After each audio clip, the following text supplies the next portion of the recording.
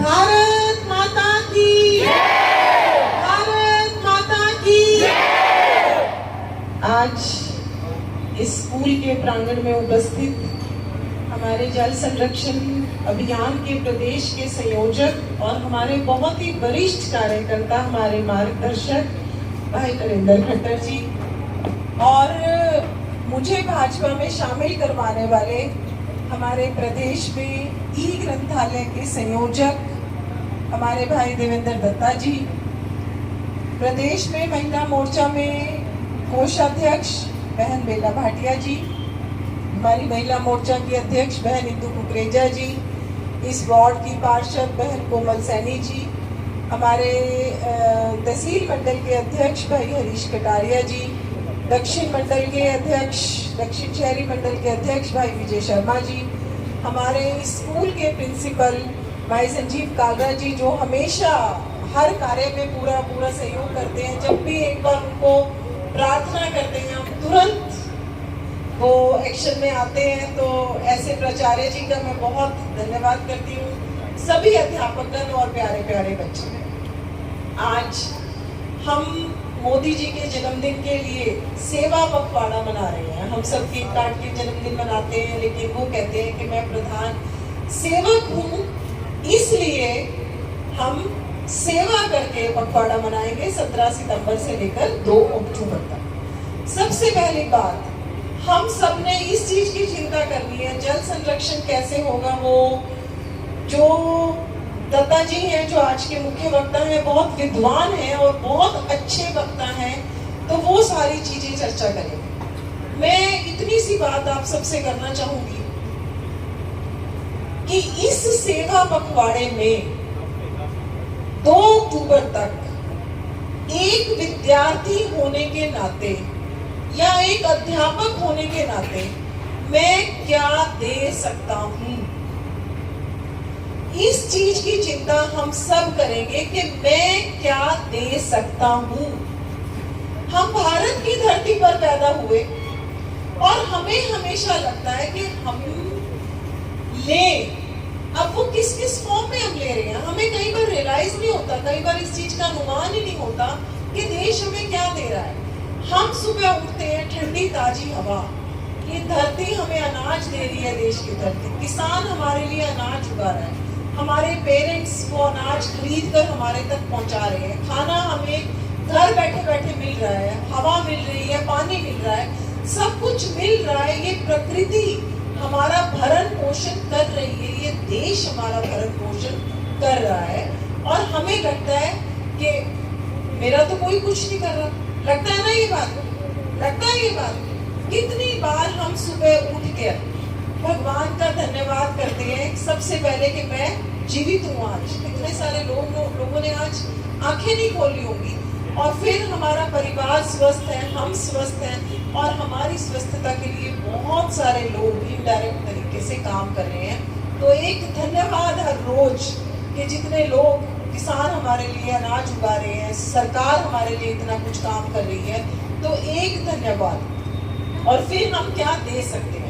अब वो जब देने की भूमिका आएगी तो इतना सा आग्रह कि जो आपकी बहुत सुंदर नाटिका भी यहाँ पर हुई थी, वो नाटिका के बच्चे एक बार आ जाए, मैं उनको छोटा सा पुरस्कार देना चाहती हूँ। नाटिका वाले बच्चे सारे यहाँ पर आ जाए, तो वो दे क्या सकती है। क्या हम सुबह से ये प्रण कर सकते हैं कि हम पानी की एक बूंद भी वेस्ट नहीं करेंगे, जितना जरूरी होगा उतना यूज करेंगे। कर सकते हैं ये सब चीजें, कर सकते हैं।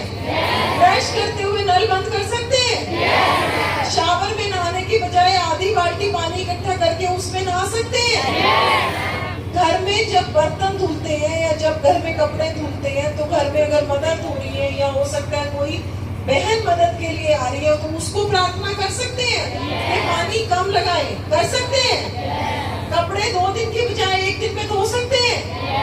तो ये देखो, हर तरीके का एक प्रयास हो सकता है। पानी छत पे, पानी टंकी पे भरता जा रहा है और भर के बाहर गिरता जा रहा है, और हम कई बार चिंता नहीं करते। ये चिंता कर सकते हैं कि टंकी भर गई है और वो मोटर को, तो ये सारी चीजें हम कर सकते हैं।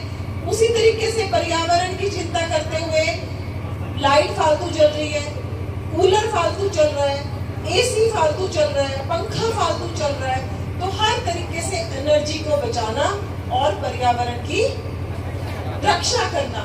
क्या हम इस सेवा पखवाड़े में केवल एक पेड़ लगा सकते हैं? क्या लगा सकते हैं एक पेड़? उस पेड़ को गोद लेकर उसका 1 साल तक पानी देकर उसके चलने की चिंता कर सकते हैं? क्या कर सकते हैं? जैसे आपके इस प्रांगण में भी बहुत सारे पेड़ अभी लग सकते हैं। अगर इस प्रांगण में बहुत सारे पेड़ लगे होते तो शायद आज इतनी धूप ना होती।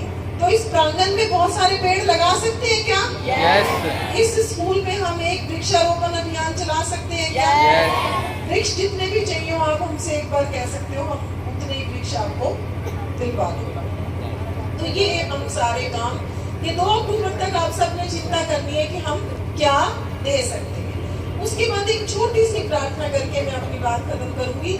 एक बहुत बड़ा अभियान सभी स्कूलों में हमने चलाया हुआ है और वो है साक्षरता अभियान। और उस अभियान में साक्षर की डेफिनेशन क्या है, परिभाषा क्या है कि जो व्यक्ति पढ़ सकता है, जो साइन बोर्ड लगे हुए हैं उनको पढ़ सकता हो, अपने हस्ताक्षर कर सकता हो अंगूठा छाप की बजाय, और 100 रुपए तक का लेन देन का हिसाब कर सकता हो। इसके लिए हमें क्या करना है?